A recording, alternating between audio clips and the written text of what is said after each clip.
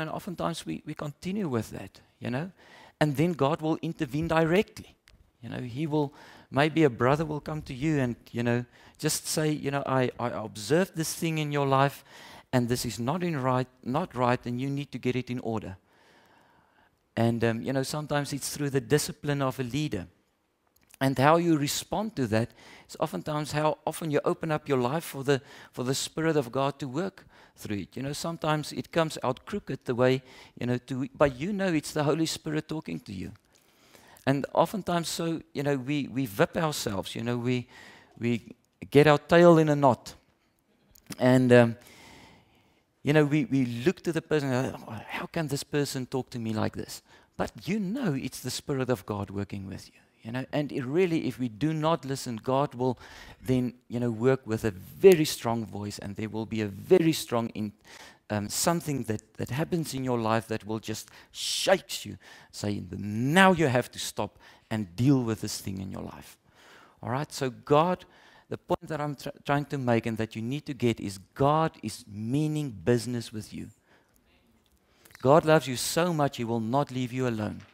And He will use brothers and sisters around you to allure you, to get your attention, to say, sort this thing out in your life. Amen? Right. So we get the picture. Maybe just one or two things about why does God want to get our attention.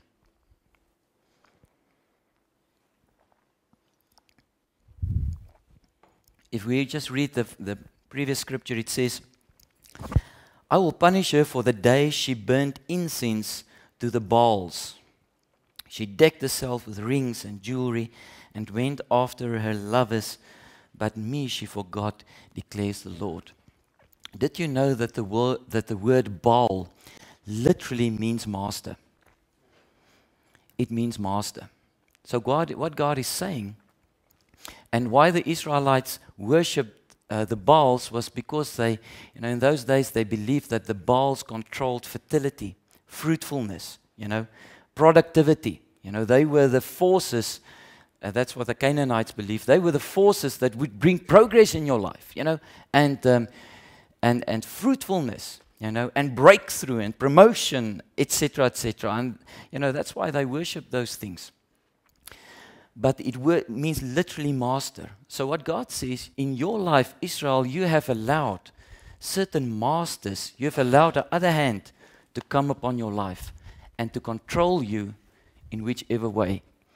And you are receiving commands from those masters, and they are steering you because secretly in your heart you believe that there are some sort of a reward, some sort of fruitfulness or productivity, some sort of an empty promise that you hold on to, and therefore you allow this control over your life. And God says, stop it.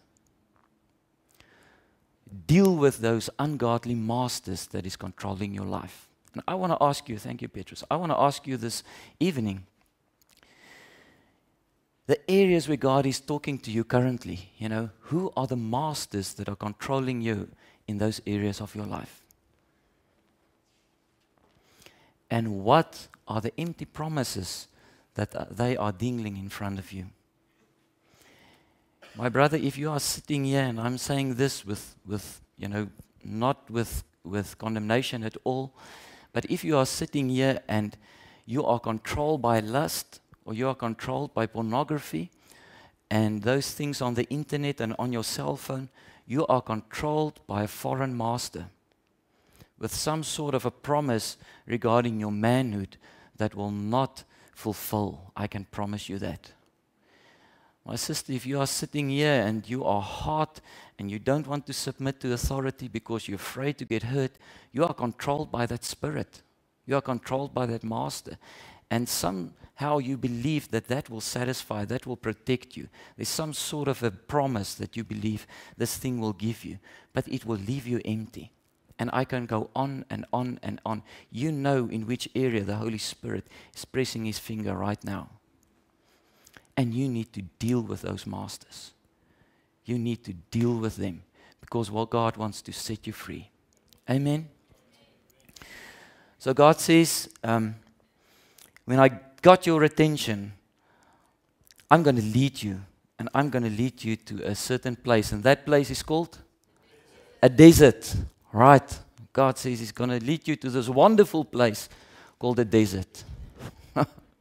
This wonderful place where everything looks ugly and almost nothing grows, and it's hot, and for your flesh, it's irritating because there's nothing to look at, there's nothing to smell, your skin feels dry, you get thirsty. So all your fleshly senses are irritated by this place where God leads you. And so oftentimes, you and I respond to the Spirit of God. You know, we say, yes, Lord, in this area, I experience your Holy Spirit is talking to me. I respond to that. Lord, take me by the hand and lead me. And now you experience that God is going to take you over the Jordan into this wonderful promised land. And when you open up your eyes, you're in the desert. But God says this is the place where all the other voices will be quiet down. And this is the place where God forces you to deal with your flesh, which was the hook that hooked those masters that controlled you.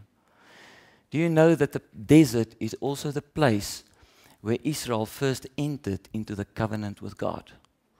You remember that when they were at the mountain? The desert is the place of covenant. It's the place where the covenant was cut for the very first time.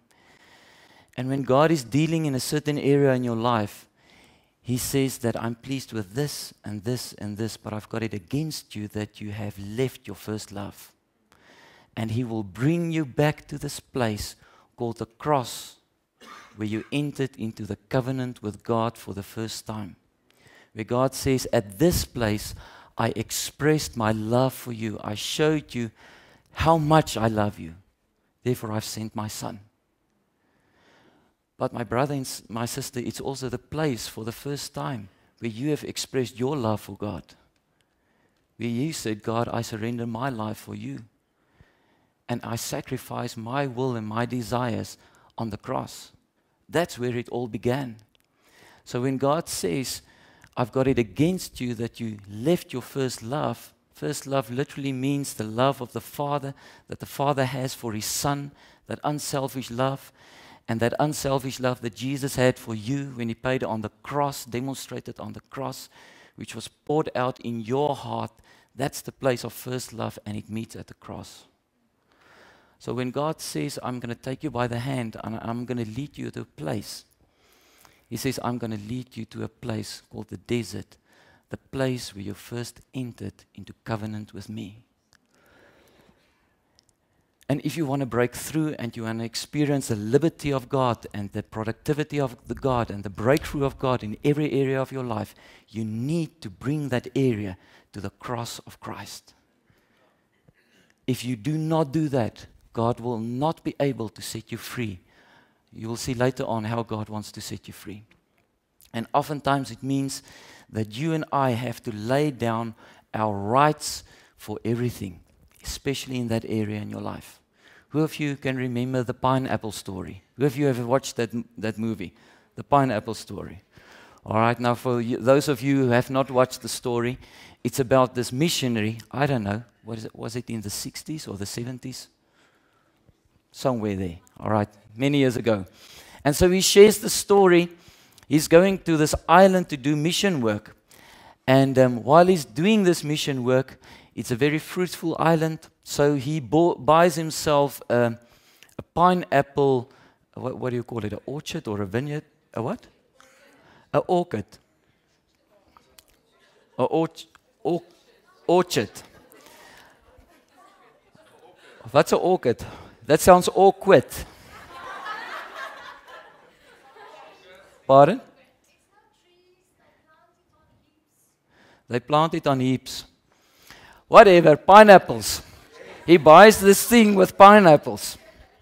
And, and he gets irritated because, this lovely pineapples get stolen by, the people, the local people, And he does all kinds of things to protect his pineapples because, he paid for it And this is his, and now they are stealing his pineapples. I can't remember all the things he did, but at a certain stage he even got a dog. And imagine a missionary got a dog to keep the people away. So eventually God brings him to a place. He went to a conference, and God confronts him, and the speaker talks about laying down your right. And so he realizes that I must lay down my right to ever own a pineapple something. Land, thank you. A pineapple land. And, he does that. And then, the people, eventually come to him and they say, they gather around his place. They want to hurt him. I think they wanted to kill him. They say, what is happening? We're taking your pineapples and all these things are happening to us. What is happening? He says, it's not my pineapple land anymore. It's God's. I gave it to my God.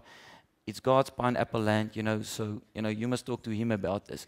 And they get angry. They say, please just take the pineapple land back, that is yours and not God. He said, no, I don't want to have it back, because I get all stressed up when it's mine. It's now God's.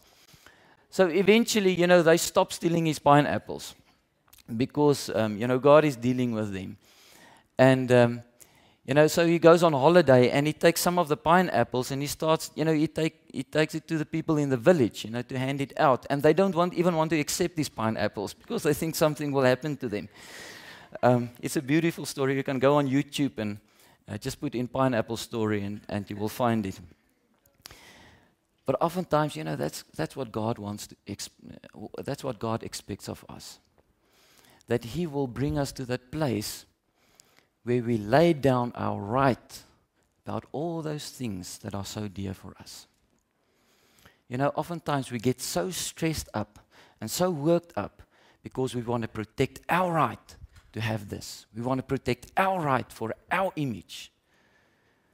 And then we can become all bossy and all stressed up with all these things. My brother, my sister, God says He wants to get your attention in that area of your life.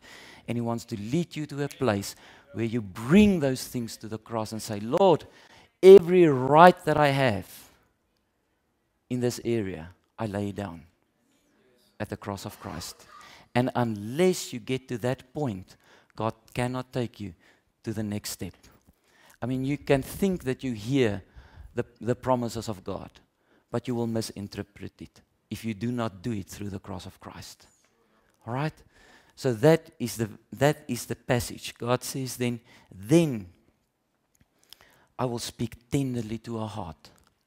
You see, because when God is taking us through this process, He's making our hearts soft. And we become open and soft clay in His hands. And God says, when I speak then tenderly to your heart, I know that your heart is so soft that you will just grab everything that I tell you. Amen? And when we do that, God says in the next verse, there I will give her back her vineyards. There I will give her back her vineyards. If you remember that scripture in Isaiah 55, maybe we should just quickly go there. Isaiah 55.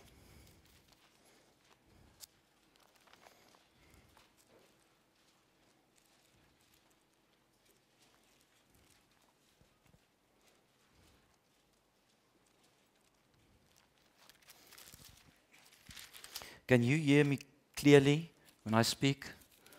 All right. My throat is a bit sore this evening. All right, so God says in verse 10 is, as the rain and the snow come down from heaven and do not return to it without watering the earth and making it bud and flourish so that it yields seed for the sower and bread for the eater, so is my word that goes out from my mouth. It will not return to me empty, but will accomplish what I desire and achieve the purpose for which I sent it. So God says, I'm sending the rain. I'm pouring out the rain and the snow. But if the heart is hard and it's rock hard, will it do what it has to accomplish? But if the ground accepts the rain and it gets soaked by the rain, God says it will not return empty, but it will and making it bud and flourish so that it yields seed for the sower and bread for the eater. And then it says, and you will go out in joy and be led forth in peace. The mountains and the hills will burst into song before you, and all the trees of the field will clap their hands. So let's just quickly go back to Hosea 2.